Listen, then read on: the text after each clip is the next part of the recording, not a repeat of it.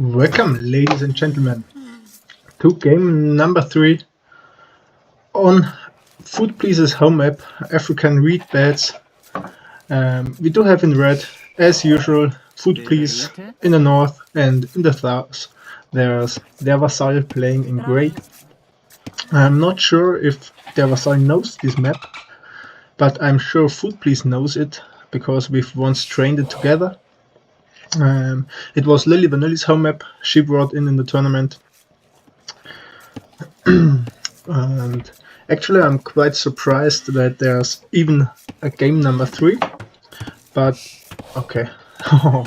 But DerVasall played really well, defended a double douche from FoodPlease in the last game on Mega Random.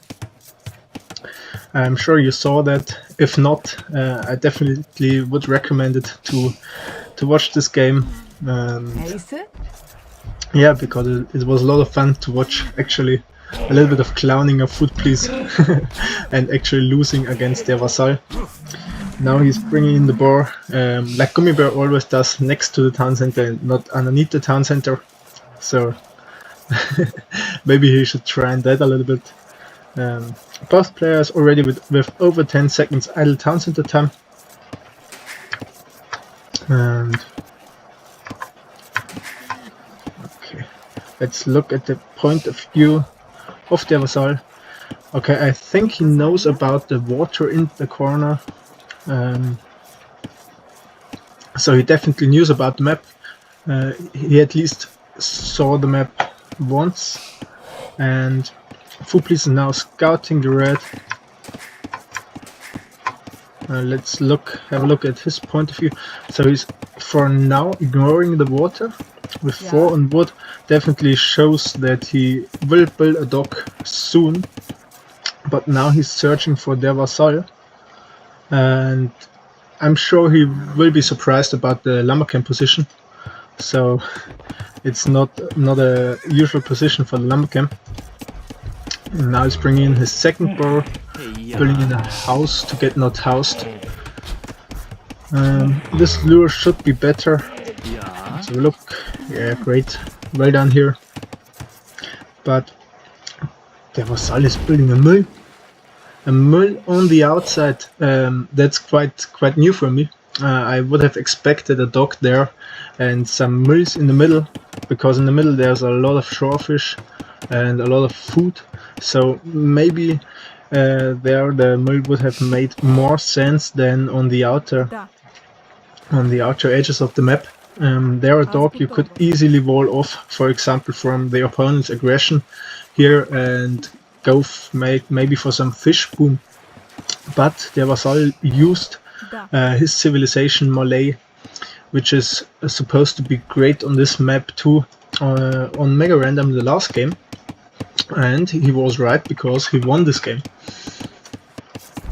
So now DerVasall is bringing in the ball.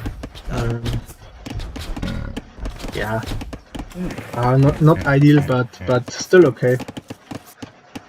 And should be fine. And now what's happening here? So the migration of FoodPlease is starting now. I think he's going for will fighting and controlling the middle and the middle food, because he's not built a dock up yet. But maybe there is douche potential, because he has over 300 wood. That means he could afford the town center. Now of course the pathing is doing his greatest job ever. Losing a lot of HP on the scout, and this definitely hurts. And what's his plan? So it definitely is, I think it's another douche, because he sees the woodline, and the woodline is next to the town center. Maybe he could deny with the town center the woodline, and but DerVasall already has a second one. So maybe he should focus on this area, but I don't think he knows about this yet, does he? No, he does not. So there's the douche, another douche, just in range of the town center.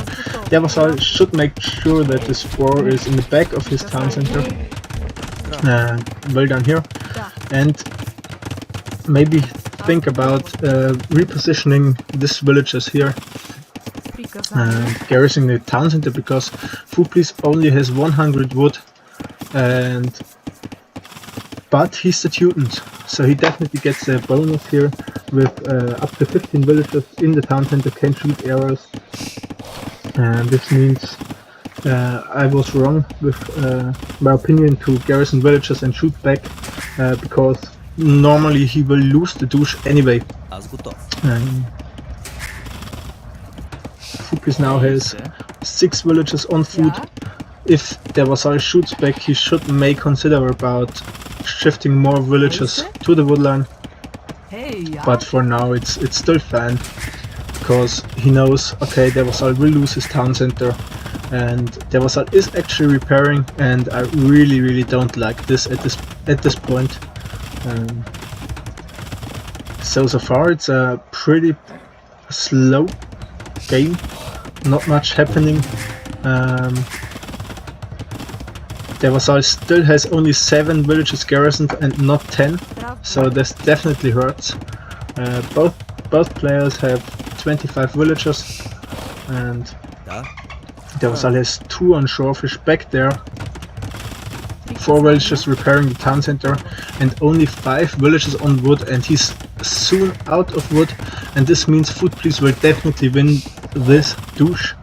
And DerVasall has to think about another town center positioning, and now it's the point where it especially hurts, because you've invested a lot of resources into repairing your town center, and your opponent still can afford to repair the town center because he's students. He should stun your town center more easily, and that means you have to collect almost 300 wood for another town center, and I can predict what happens now. FoodPlease is going to lame the woodline, and that's his usual move, just thinking one step ahead. So how can I lose this game? Okay, if my opponent maybe builds another town center, and he needs a lot of wood there, just be a pesky FoodPlease and lame your opponent to get a villager lead.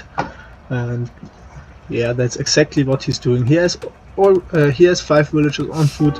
This means he needs 1 more to sustain production of his town center, and we missed on that actually. So DerVasall has a woodland back in the base of FoodPlease, and I don't think that FoodPlease knows about this. And yeah, as I mentioned, FoodPlease with the laming and the will fighting is quite well to predict, and this means DerVasall shifted some villagers out of the FoodPlease aggression, and he has 200. He has almost the wood for next town center, and that means maybe he could save these villagers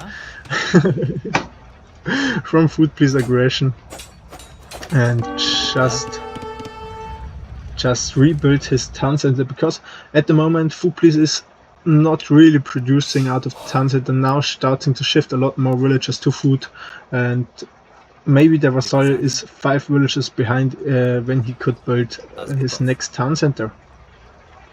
With a little bit of micro potential, you could easily kill this low HP villager, but I think the economy KD is quite balanced right now. So there's the new town center of DerVasall, pretty far away of the old spawn, and maybe he should think about going up to next age pretty soon, and to play some archers or some scout aggression and to kill FoodPlease in his old base. This is the window where you have to win this game, because otherwise FoodPlease is ahead in economy. He has the berries of his opponent, he had his own berries, he had all his goats, so this means FoodPlease is always superior in economy.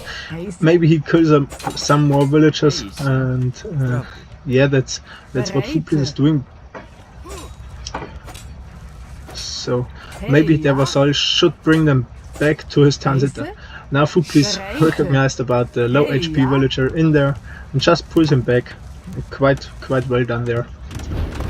Placing now a mill, on the berries. On the other hand, DerVasall has to seed a lot of farms, which of course hurts his economy, because for farms you need to get wood first, and you have to invest a lot of resources there.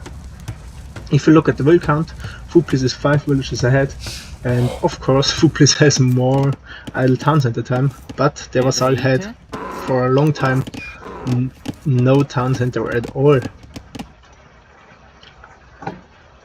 So over there, still vill fighting going on. Over there as well. Quite some clowning, and DerVasall maybe would be able to kill these villages with the other extra villagers there, but he's not showing FoodPlease yet. And I think both players lost their starting unit, so they don't have a lot of vision at the map at the moment.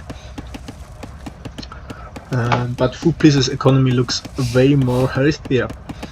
And as in the first game, I think DerVasall is floating a lot of resources, a lot of wood, which he should have seeded more farms or dropping some mills and the buildings to click up to the next age.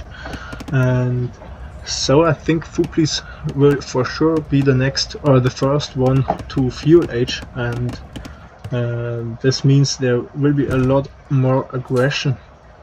Now even the tiger, the jaguar is helping out for FoodPlease to kill this villager, and yeah, this means DerVasall will lose a lot more villagers.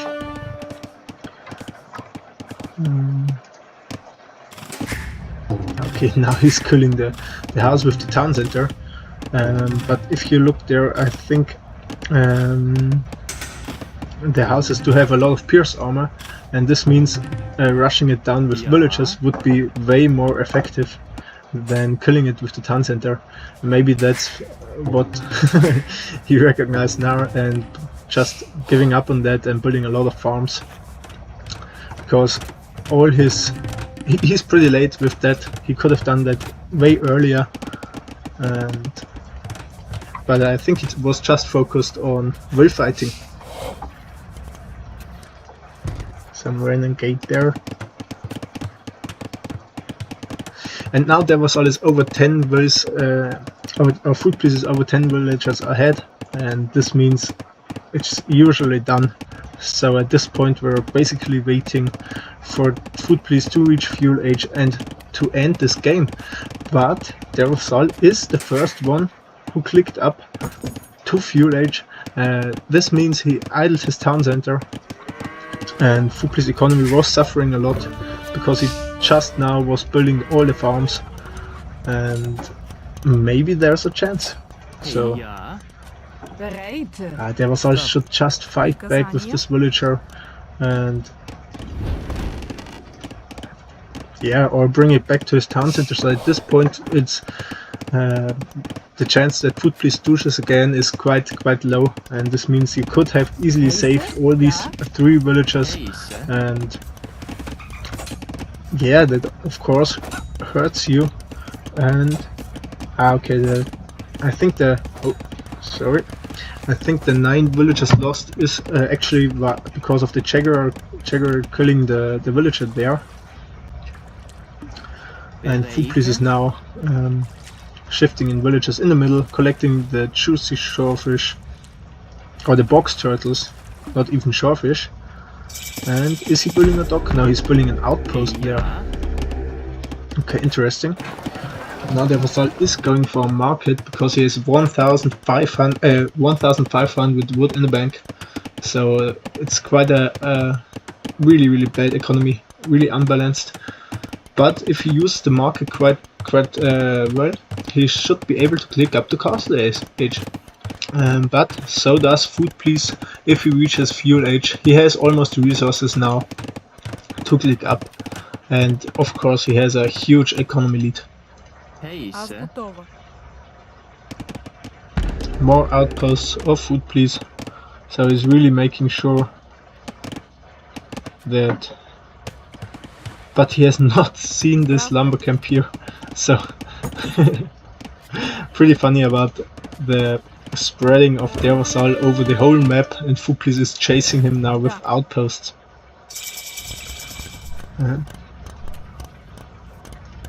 He has not seen the new town center yet, so at this moment FoodPlease has no idea where his opponent even is.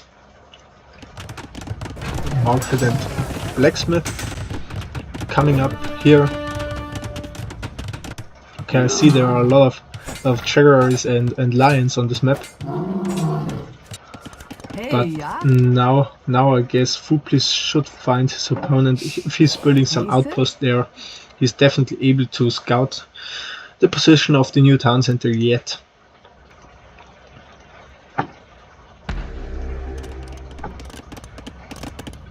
Okay, so what's FoodPlease plan? For sure, his performance in this game is very different as in the last games. He's clowning, yes, but he seems more sharper now, playing a little bit more standard, a little bit more aggressive, not letting DerVasall breathe like in the last game. And of course now he's going for a douching civilization, and this means he has this game is for sure going in FoodPlease favor, and DerVasall is now going for some stable, and FoodPlease does have a lot of exposed villages there, and I think he still does not know about that. So DerVasall has done a great job in just building the buildings, like you see here, out of the vision of FoodPlease, and FoodPlease really does have zero clue about knights coming out to his exposed economy yet, and that's exactly how you can punish a douche if you kill the economy on the old place, the old starting spot. FoodPlease now is up to Castle Age, almost has the resources for a fast Imperial. I don't think FoodPlease is going for a fast Imperial.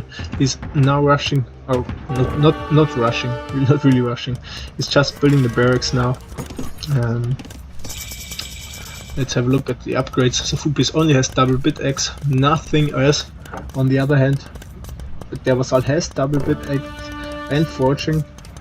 He's Bulgarians, so he would have had the free militia line upgrade, but he's not played man-at-arms or anything like that.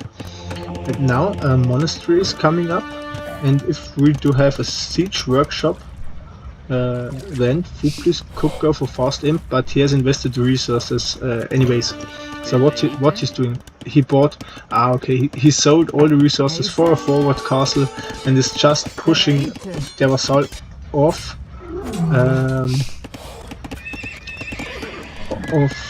the gold. So where are the knights? The knights are killing the outpost. Okay, I really disagree with this decision. This outpost does, at this moment this outpost doesn't do anything. So use the knights to deny the castle, but you have, soon there will be 2 monks out, and this means 2 knights for FoodPlease. And why are you building the stables there if you're not punishing FoodPlease economy there? Now DerVasall is going for counter castle, so I like this, but I don't like this engagement here. So it's 1 knight converted for sure, and if FoodPlease pulls back his army, he would have had 2 knights, but now the spearman and the knight killed this one. So FoodPlease will lose some villagers, but he should be able to get the castle up, and this means it's pretty hard for DerVasall at this point to come back into this game, because if you give FoodPlease monks siege and a hill, and then he has a clear advantage. No aggression still there. There would be 9 villagers to kill, but DerVasall is focused on defense. Another lion attacks the villager there.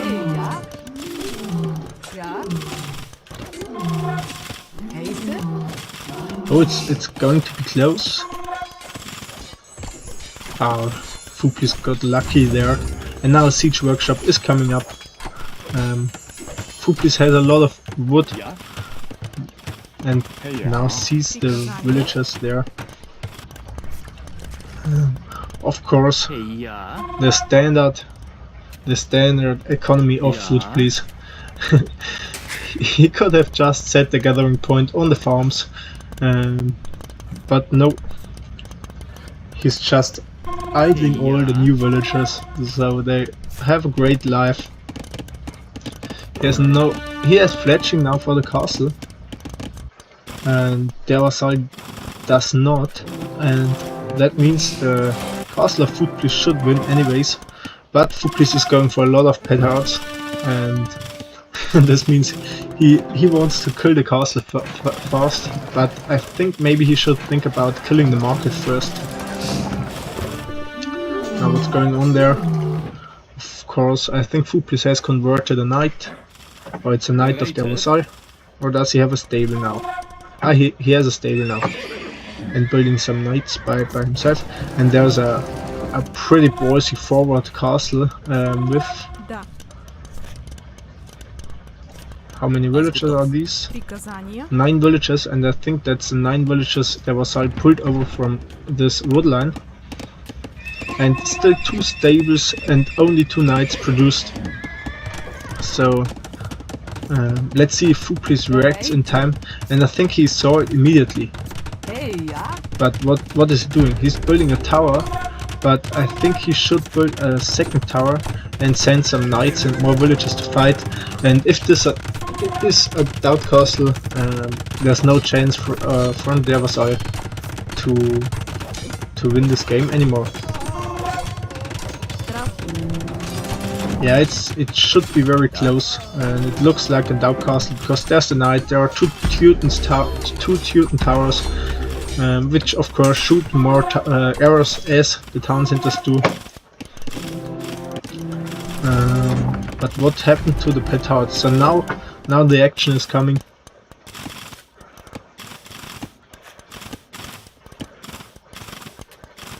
Ram and petard rush. And that means that FoodPlease is going up to the not to the losers group. So FoodPlease is going up to the winners group, and DerVasall is going to the losers bracket, the losers group. In the losers group already qualified Herr Acker. I don't want to spoil you, but Herr Acker was the first game played in the Farmers League against Peter Host, so that means Peter Host is in the winners group. I don't know the result of Jesse versus Gummibär yet. This will be the next games on this channel. And now DerVasall is calling the GG. He has no chance anymore. This is a doubt castle, as I mentioned. And yeah, FoodPlease was clowning a little bit. But at all, lost 1 game, got punished there. Maybe it matters for the tournament result, but the chances that it matters are pretty low. So society-wise, FoodPlease was in the end really ahead, as I mentioned. DerVasall had a great timing on Castle Age, so well done there. But of course, FoodPlease was the favorite and the player with a lot more experience, and you could see this here, clowning a lot, having fun, and yeah, maybe he has more fun with stronger opponents in the group stage, which will be the next games for FoodPlease. Also, the matches in the group stage should be more balanced than in the first round here. And let's see you in the next game of in the next round of Jesse and Gummibär, for example, or Splaybuster playing against the AI, because we don't have a player 10 yet, which is quite unfortunately. And yeah, see you there.